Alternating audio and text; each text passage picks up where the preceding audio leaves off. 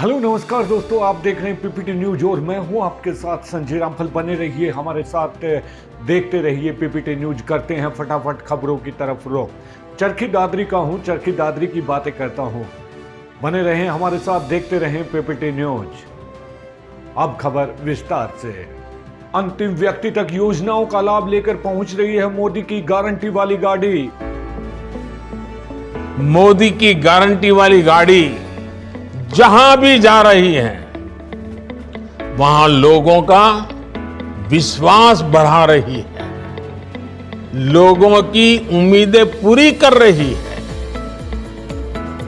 यात्रा शुरू होने के बाद उज्ज्वला गैस कनेक्शन के लिए 4.5 लाख नए लाभार्थियों ने आवेदन किया है।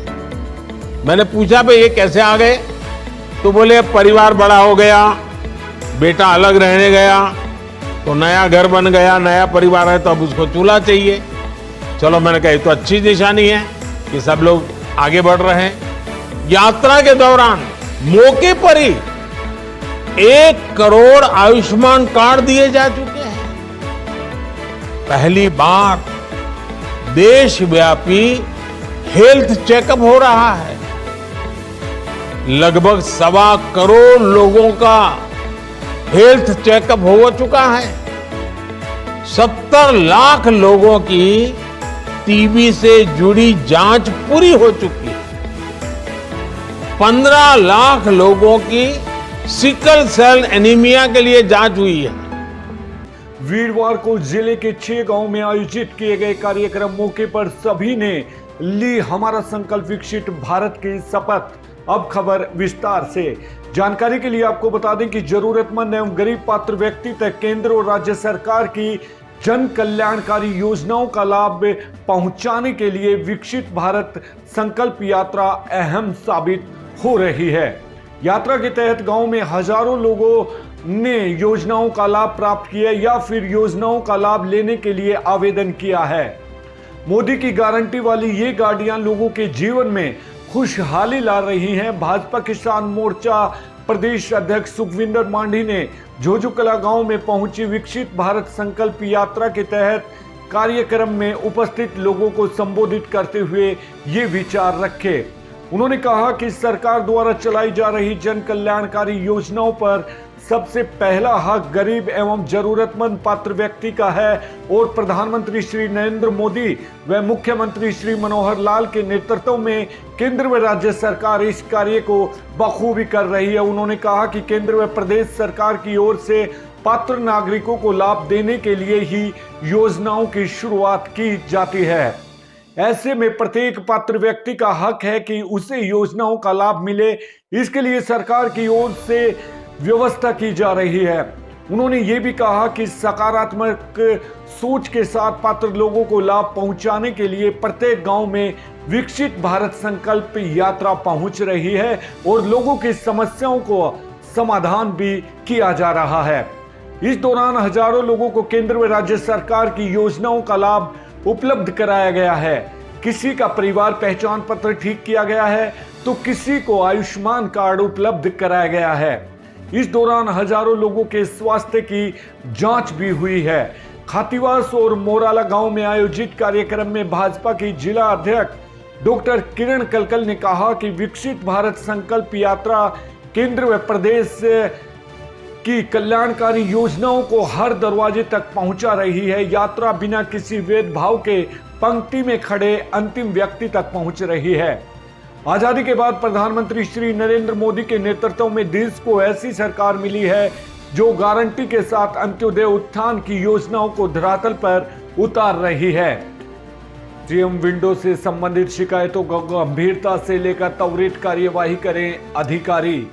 जानकारी के लिए आपको बता दें कि सरकार की महत्वाकांक्षी योजनाओं का क्रियान्वयन डिजिटल प्लेटफॉर्म पर प्रभावी रूप से किया जा रहा है।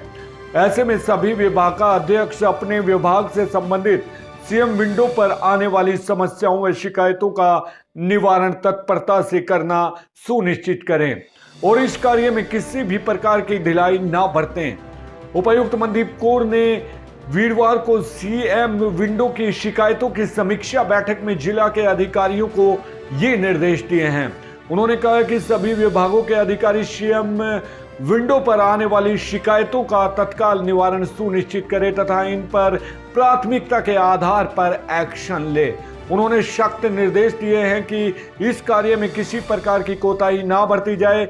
जिन विभागों ने सीएम विंडो से संबंधित शिकायत अंडरटेक नहीं की है उनको तुरंत अंडरटेक करें। सीएम विंडो पर जो शिकायतें ज्यादा समय से लंबित हैं उनका जवाब जल्द से जल्द दिया जाए और सीएम विंडो का निवारण होने के उपरांत एक्शन टेकन रिपोर्ट अवश्य अपलोड की जाए।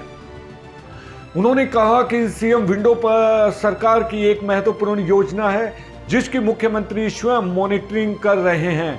मुख्यमंत्री शिकायत निवारण पोर्टल पर प्राप्त शिकायत के संदर्भ में दस्तावेज ही पोर्टल पर अपलोड किए जाएं। सभी अधिकारी सीएम विंडो के संबंध में अपने अपने विभाग से संबंधित शिकायतों की रोजाना व्यक्तिगत तौर पर निगरानी रखें। उन्होंने कहा कि सीएम विंडो से संबंधित शिकायतों में कोताही किसी भी सूरत में सहन नहीं की जाएगी। बैठक में अतिरिक्त उपायुक्त doctor Jayendra Singh, SDM Suresh Kumar, SDM Naveen Kumar, RD2 DC Shubham सहित विभिन्न विभागों के अधिकारी व कर्मचारी भी मौजूद रहे। जिले में जल जीवन मिशन के लक्ष्य को पूरा किया गया। उपायुक्त मनदीप कौर ने ली जिला कमेटी की बैठक। जल ही जीवन है, जल ही जीवन है मिशन योजना के तहत जिले को मिले सभी लक्ष्यों को पूरा कर लिया गया है और नए लक्ष्यों पर तेजी से काम किया जा रहा है। उपायुक्त ने जिला के कमेटी संबंधित अधिकारियों की बैठक लेकर कार्य की प्रगति की समीक्षा की। बैठक में उपायुक्त ने कहा कि जल जीवन मिशन का नोडल विभाग जन स्वास्थ्य अभियांत्रिकी जब भी लक्ष्यों को पूरा करने की रिपोर्ट तैयार करे तो उस समय संबंधित विभाग से भी एक लिखित जानकारी ले ली जाए ताकि लक्ष्यों को लेकर अधूरी जानकारी से बचा जा सके। साथ ही सरकार के निर्देशों के अनुसार गांव स्तर पर कमेटी का गठन सुनिश्चित करें और निर्धारित लक्ष्य से संबंधित काम के पूरा होने पर उस कमेटी को सौंप दिया जाए।